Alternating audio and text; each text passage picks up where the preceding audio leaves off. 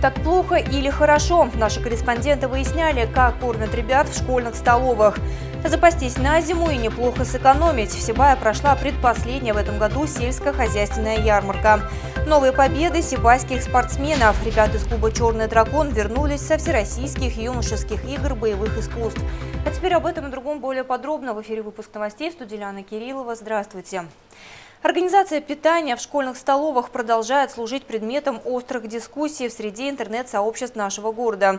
Многие родители склонны отказываться от горячего питания в школах в пользу заготовленных бутербродов из дома. Причиной чему послужили изменения, возникшие в связи с переходом на аутсорсинговую систему.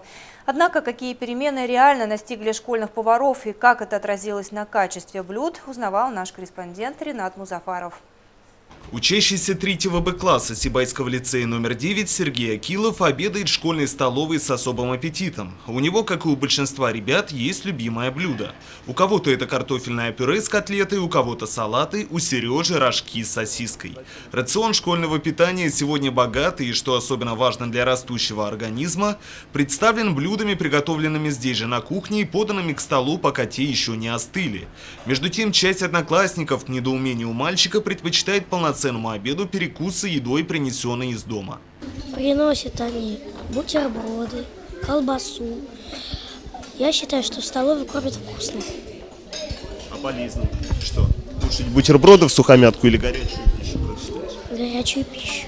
Мода приносить еду из дома в так называемых ланчбоксах вошла в среду сибайских школьников с прошлого учебного года, когда большинство учебных заведений совершили передачу непрофильных функций, в число которых входит и обеспечение горячим питанием учащихся, так называемым аутсорсинговым компаниям. Такие компании сами поставляют продукты, занимаются готовкой, вот только делают это, по отзывам некоторых родителей, не так добросовестно, как персонал учебного заведения. К числу таких скептиков доселе относилась и Ольга Акилова, мама третьеклассника Сергея. В начале сентября мы в столовую не ходили, не посещали столовую. И уже потом на семейном совете мы решили все-таки попробовать сходить в столовую. Нам понравилось, сейчас ходит с удовольствием. Чтобы узнать мнение о работе школьной кухни, специально приглашать родителей не приходится, комментирует руководство учебного заведения. Доступ для мам и пап совершенно не ограничен. Каждый родитель решает сам посетить столовую и лично удостовериться в качестве школьного питания или верить чьим-то домыслам в интернете. В нашем лицее существует практика. Родители каждого класса имеют возможность прийти в школьную столовую и написать свои отзывы, оставить свои отзывы и пожелания в данной тетради. Здесь у нас отмечены только положительные моменты. Каждый родитель, еще раз повторюсь, может посетить школьную столовую и, соответственно, попробовать ту еду, которой питаются их дети. Мне нравится, что один конкретный человек теперь за это отвечает, что все-таки весь город один и тот же человек обслуживает, не так, как что раньше одна школа, все свое. У каждого теперь получается, у всех, вернее, одно и то же, не каждого отдельно. Мне это нравится, импонирует. Мы, конечно, с мамами общаемся в 3 классах, форумы у нас по этому поводу были, дискуссии, кому нравится, кому цена неприемлема. Но в итоге, к общему мнению, пришли к тому, что это все-таки достойное питание для наших детей. Горячее питание должно быть обязательно. Прозрачность в предоставлении услуг – главное достоинство новой системы. Платежи, поступающие на имя ученика, проходят через платформу Аксиома, что обеспечивает полную финансовую открытость всем участникам процесса. Здесь же в электронном приложении можно снять или поставить ребенка на питание, получить всю необходимую детализацию. Так, средняя цена за школьный обед сегодня составляет порядка 45 рублей. Стоимость услуги в месяц – около 1000 против прежних 500.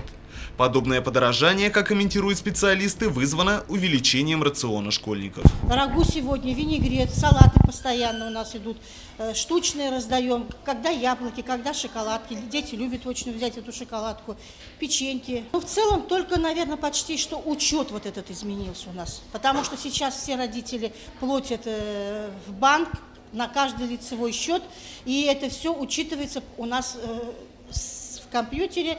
И совместно оно идет нашему руководителю, в общем, в нашу бухгалтерию все это уходит, вот этот учет. Вот, поэтому мы взаимосвязаны стали, очень сильно взаимосвязаны с нашей бухгалтерией.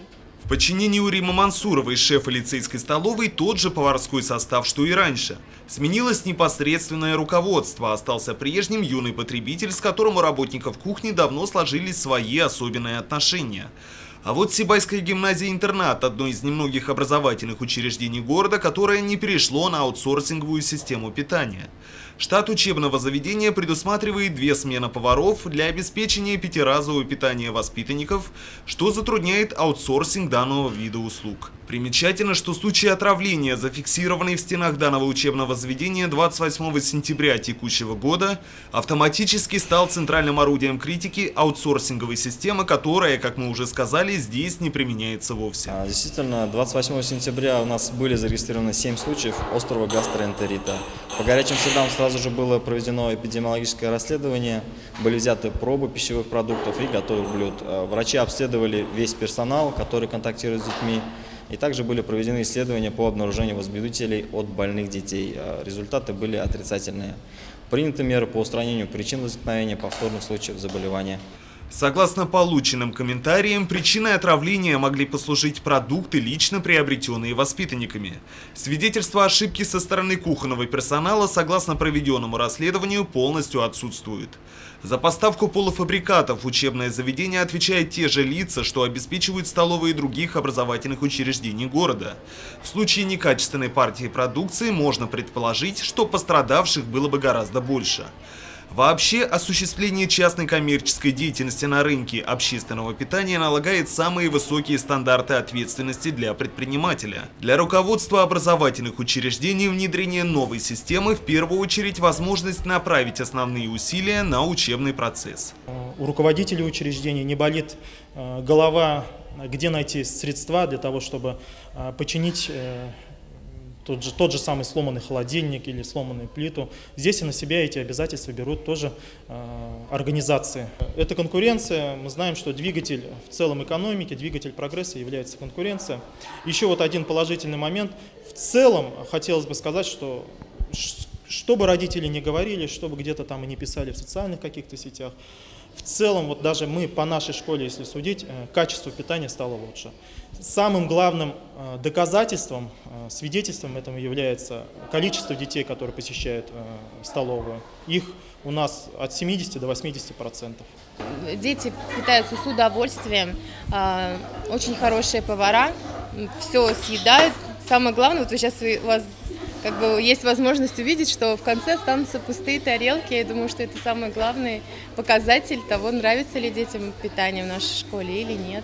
А вот основным и главным критерием, по мнению родителей учащихся, являются положительные отзывы о качестве питания самих юных потребителей. Вкусно. Я все блюда люблю. Да. Мне очень нравится, как там кормят. Вкусно. Мое любимое блюдо – это котлета с пюре или с макарошками. А мне в столовой очень нравится, вкусно, но бывает то, что я не люблю, там каши всякие. Ринат Музафаров, Али Кадыров, Любовь Карпова, телекомпания СТВ. К другим новостям. Министерство сельского хозяйства Башкортостана озвучило цены на медовую и овощную продукцию, реализуемую на сельскохозяйственных ярмарках. Как сообщили в пресс-службе Минсельхоза, в минувшие выходные сельскохозяйственные ярмарки прошли в 13 городах и 6 районах республики. Традиционно самые большие площадки по торговле сельхозпродукцией развернулись в столице Башкирии. Свою продукцию на них представили сельхозпроизводители 48 районов республики. Килограмм меда на ярмарках можно было приобрести за 300-600 рублей. Стоимость картофеля и лука варьировалась от 13 до 25 рублей. Свекла, моркови и капуста от 15 до 25 рублей за килограмм. Всего на республиканских ярмарках за выходные реализована продукция на общую сумму 80,9 миллионов рублей. Добавлю, что ярмарки проходят и в Сибае с начала октября. В ближайшую субботу состоится последняя в этом году осенняя сельскохозяйственная ярмарка.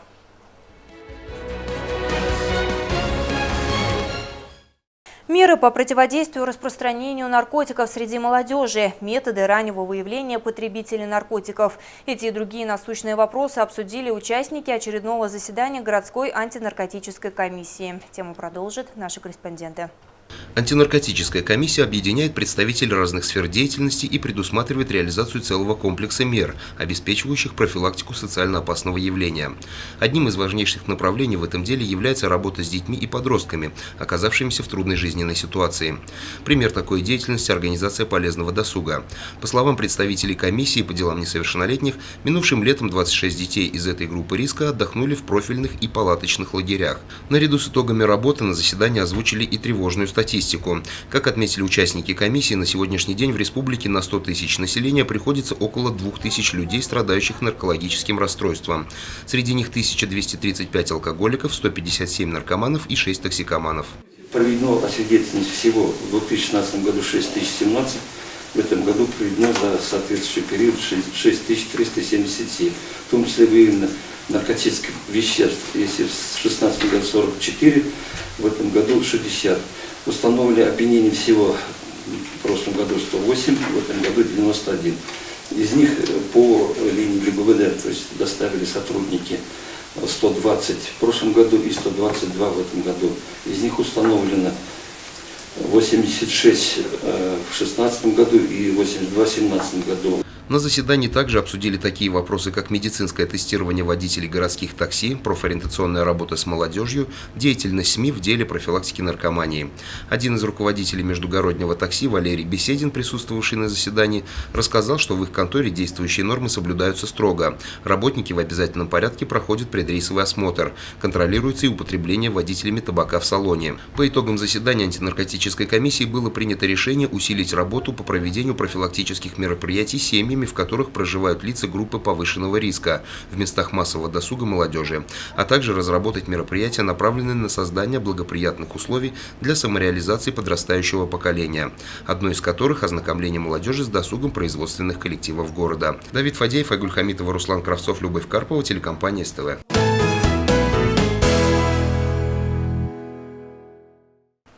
И новости спорта. В Анапе прошли 10-е Всероссийские юношеские игры боевых искусств, в которых приняли участие спортсмены из Башкортостана. В составе республиканской сборной во главе с тренером Александром Гавриловым наш город представляли Турпал Джабраилов и Роман Залимов, которые привезли 2 призовых места. Неизменно на протяжении 10 лет Анапа становится местом проведения Всероссийских юношеских игр боевых искусств. На этот раз в турнире приняли участие более 5000 спортсменов из разных регионов России. К соревнованиям были допущены юноши и девушки в возрасте от 10 до 18 лет. Республику Башкортостан представляли около 15 человек. В их числе и сибайские ребята из клуба «Черный дракон» Турпал Джабраилов и Роман Залимов. Александр Сергеевич Гаврилов готовил нас усиленно, подошли к этому грамотно. По времени все поймали золотую середину, форма хорошая была. Я выезжаю на такие турниры уже 5-й раз, 4 раза боксировал в финале и 2 раза выигрывал первенство России. Все соперники меня знали, все знали, кто я такой. Где-то кто-то побаивался или кто-то наоборот хотел меня выиграть, потому что, уже опытный и старый боец. Думаю, недооценки соперников не было с моей стороны, а с их стороны тоже не было, потому что все старались и все проявили себя по полной. Наши спортсмены, выступающие в дисциплине муай-тай и тайский бокс, прошли несколько этапов. В финальном бою за первое место среди юниоров в категории 67 кг победу одержал Турпал Джабраилов, в то время как Роман Залимов, двукратный чемпион России в категории 60 кг среди юниоров, уступил право первенства бойцу из Ленинградской области, при этом оставив позади себя спортсменов из Дагестана и Ямало-Ненецкого автономного округа.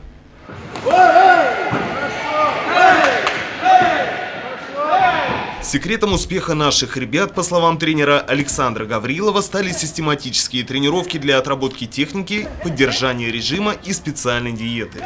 Рекомендации наставника, которые может получить любой начинающий боец, в первую очередь включает в себя осознание своей спортивной деятельности, определение целей и объективная постановка задач. Причем природные физические данные не играют главную роль. Тренер отметил, что сибайский клуб «Черный дракон» известен своими способными воспитанниками в спортивных кругах не только Сибая, но и городов-миллионников из соседних областей. Самое основное – это систематические занятия, на мой взгляд.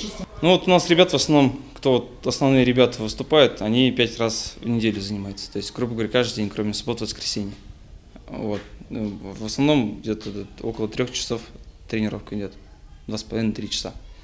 Это первое. Второе, это поддержка родителей в любом случае. То есть есть родители, которые, я как бы с ними не согласен, то что из-за учебы они лишают детей тренировок, как метод наказания. На мой взгляд, это тоже неправильно. Ну и в целом физические данные, они поправимы. То есть здесь больше, наверное, работает тренеру именно по тактике работы. То есть высокий, низкий, крепкий, худой, слабый. Эти моменты можно все исправить, и у каждого есть свои плюсы и минусы. Говоря о возможностях спортсменов нашего города, нельзя не отметить тот факт, что призеры первенства по тайскому боксу были приглашены на европейский чемпионат, который уже с 14 октября проходит в Париже. Но из-за отсутствия спонсоров и как следствие финансирования поездка не состоялась. Между тем, тренерский состав «Черного дракона» уверен, их ребята способны покорить и мировые пьедесталы. Сейчас Олимпийский комитет международный допускает тайский бокс как участие в Олимпийских играх. То есть в течение 3 лет сейчас развитие это идет. Если это допустит, будет он олимпийским видом спорта, то будет уже поддержка, соответственно, намного выше. И тем самым надеюсь, что, может быть, в нашем городе появится какой-то олимпийский чемпион. Ринат Музафаров, Екатерина Марочкина, Алик Кадыров, Гульгина Раскидина, телекомпания СТВ. И это вся информация на сегодня. Хороших вам новостей и увидимся.